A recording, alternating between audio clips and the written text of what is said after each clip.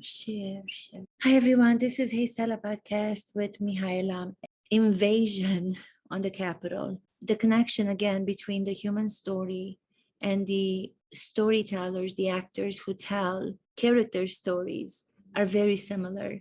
And the ingredients and the recipe to how people are going to be moved is pretty much the same, no matter the environment, no matter you're doing this on stage, no matter you're doing this in a personal situation, no matter you're doing this in a political situation. Unsatisfied with the outcome of the election when Joe Biden won, because he comes from the reality show background, his playbook had been so well rehearsed during the entire time that he was a reality star. And then he took that on into the White House to play it in front of honest, sincere Americans.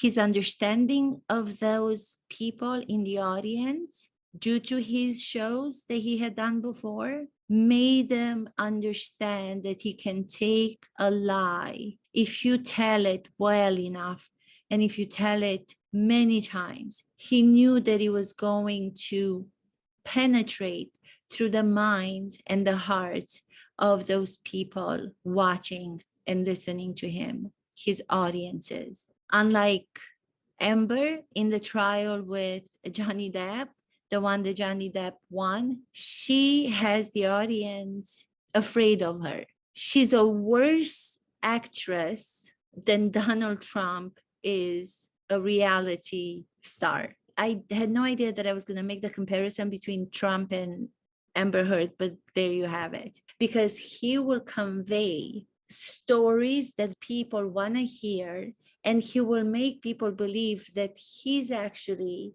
identifying himself with their stories, which is not even 1% the truth. He's so far away from the truth, but because he's saying it and he's been doing it with such conviction, people adore him, and his base believe anything he says. Can you believe that he became the president of the United States due to his understanding of what the acting tools provide, being that he came from the background of a reality star and had a successful show? It's unbelievable. And the Democrats are still not grasping. They're not dealing with that for the next election. Entertainment has become such a part of everything that's happening nowadays in every field. And the Democrats have yet to understand that. The country where everybody else is looking up to as an example, as a miracle, as somebody said, it felt like you were trying to push back against so much power that's coming. I mean, if you were to imagine the physical power as an actor, you would imagine what would it be like to fight against something that's physically coming to you with so much power. So imagine you have something that is so much bigger than what you are, which is an injustice, unfair game to start with. And you have that like a bulldozer push you, and you're trying to fight back. You're trying to fight back because what you believe in is maintaining your oath of office, or maintaining your integrity as a human being, maintaining your reputation, your character, in pushing back the lies, no matter that they come from such a high position. But you have to push. And it's so hard. I'm watching all these shows on television, all the political shows. Nobody's talking about how he came to get to the position where he was able to convince so many people of those lies. Why isn't anybody else able to do that? How is he able to do that? What does he have that the other politicians do not have, who are not convincing people? You have to look at a situation. You have to do the analysis the same way that an actor, or myself, an acting coach, would have to do on a character in a play. What are those elements in the personality? What are the knowledges that this character, in this case, that Trump has, to make so many millions of people to vote for him? What are they? You may say he's lacking character. You may say he's lacking integrity. But what does he have? Focus on what he has, because that what he has is what's convincing those millions of people to believe in the not truth, but falsehood. What does he have? He has the capacity, he has the ability and understanding to know how to use the tools given to him in the entertainment business that he was part of for so long. He was always an entertainer. If you look back to even from the before he did the show, the reality show, he knew. They're saying that he used to call places up and he used to pretend that he was a different character, Baron something. He was playing two characters. He was playing himself as Donald Trump, and then he was playing this other character, Baron. He did it. He did it. But again, these are the tools that actors have to use. These are the tools that actors have to train themselves with, techniques that they have to rehearse and they have to keep on doing to master them. So you may say anything bad that you want to say about him, but focus on all of the things that he knows and he has at his disposal to be able to convince so many good, honest, working people that what he's saying is the truth, even though there are facts, there are concrete facts that prove that he's wrong. They still believe him. And they're willing to give their lives. They're willing to actually give their lives and go against who they are and what they believe in. That's dangerous. That's really dangerous. So by not paying attention to that, you're just not doing yourselves a service. All the rest of the politicians who are going to run, and I don't know if he's going to run again or not, but even if he doesn't, even if he does, you still should inform yourself and you still should be more of an observer and watch what's working and what's not working in today's world, honestly. So that's why you have to grow with what's happening. You have to adapt to what's happening. Adam Schiff. Adam Schiff. I don't know his name. See, even to me, because Trump calls him Shifty Schiff. Now I don't know what his real last name is. Adam Schiff. It penetrates your brain when somebody repeats the same thing over and over. There's the repetition exercise as acting goes. Repetition exercise is something that an actor will do when he doesn't know what the line is about and he wants to make it specific and real for himself or herself. Then you do the repetition. You repeat the same line to the other person, and then the other person will acknowledge and repeat the line. This is a Meisner technique. That other person will repeat the line, changing the pronouns. So for example, I'm saying, I'm looking at myself and I'm moving my hand a lot. If there was another person on the other side, the person would say, you're looking at yourself and you're moving your hand a lot. And they can continue with the next observation that they see because you are nervous. So that puts you in the present moment. So using that repetition to the audience responding to what he's saying, that's what he did. He was saying so many of the things. The election was stolen. Yes, the election was taken from us. We can't let that happen. Yes, we can't let that happen. So this exchange between him and his people that were listening to him before they went into the Capitol, they had that repetition back and forth. Again, I don't know if he knows, how much he's using all of these tools used by entertainers and most specifically by actors. Just have an instinctual understanding of them. I'm not saying that he was taking acting classes, that Trump was taking acting classes, but I think he just realized what was working when he was doing his impersonation of himself, pretending to be somebody else.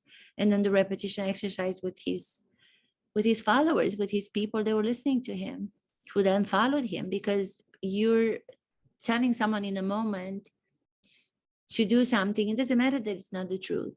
By saying it over and over again and waiting for them to respond to you, you're giving them the impression that you care about what they're saying.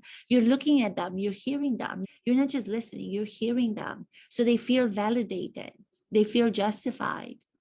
No matter what they're going to do next, no matter that it's going to be a criminal act or it's going to be a minor offense. But in the moment, you get them so excited that they're going to go for it. Why doesn't anybody say that? the people rely on to make them feel that they are worthy, to make them feel that they are living, that they are viscerally living and they're being paid attention to. They are stories, no matter that they're fake, no matter that they're lies, but they're stories that are being told and they're being expressed in a way that they will understand to be similar to their stories. So they can identify to the person who is telling the story. To have somebody like Trump on television for so many years during the presidency, and even before, because he was on the show, people have the impression that they know that person because he's in everybody's house, on their TV set, on their computers. So they have the impression that his personal lies, but told really well in a way that they sound to be true and believable because of the way that he knows how to portray himself to tell them. You think you know the person, you have him in your house every other week when you watch the show. He reveals his flaws. The fact that he was admitting to all of the bad things that he was doing by saying, well, so this is, I did that. So I thought that was going to be the end of his career. Again, I keep going to the trial of, Johnny Depp. There's no comparison between, I'm not doing any comparison between Johnny Depp and this guy because I don't even want to say his name in the same sentence, but that's what Johnny Depp also did because he's a fantastic, amazing actor. Again, nothing to do with the ex-president, but he revealed his flaws. He said, yes, I drink. So you caught me sleeping and being in positions that were vulnerable. Everybody can relate to something that was embarrassing or shameful in their lives. So they see him as a human being, instead of watching somebody like Amber Heard, who pretended that she had no faults and she had the most perfect character. That means that you have no character. If you have the most perfect character, that's already a lie and you have no character. Trump, on the other hand, knows how to reveal the flaws and his craziness. He reveals it before the other people can actually attack him. So if you reveal it, if I go on stage in front of people and I say, guess what? I know I gained 20 kilograms. I have nothing against people who are on the curvy side, but for me, I don't feel like myself. I'm on stage and I'm telling the audience that I know I gain weight. No matter what comes after that, if anybody from the audience is going to call me to say, you've gained weight. Oh my God, what did you do? Like, are you not doing anything to not gain the weight? It doesn't bother me as much that they would refer to what I just talked about because I took the story, I took my thought, I took the inner process, the inner thought that was bothering me, and I revealed it before the other people were going to do it. By me revealing it first, I'm in the power of it. I'm holding it up into the light. Doesn't matter what you think of it, but this is what it is, bad or good. The audience is not going to take my story away. The audience is not going to take that thing that I feel ashamed about anymore because I already made it public. I decided to share it. I'm the owner of it. So he does that, mentally, emotionally, physically, psychologically, sexually, during the entire life. That is the process of actors. I appreciate it so much. At the same time, I get really upset because people don't understand that process. They think that actors are liars. They think that actors are amazing pretenders. They think that actors are confident because they have to be in front of the public. They think all of the things that actors are not. It's everything else that they have to be, and not those things that I mentioned, the public believes. Everything else.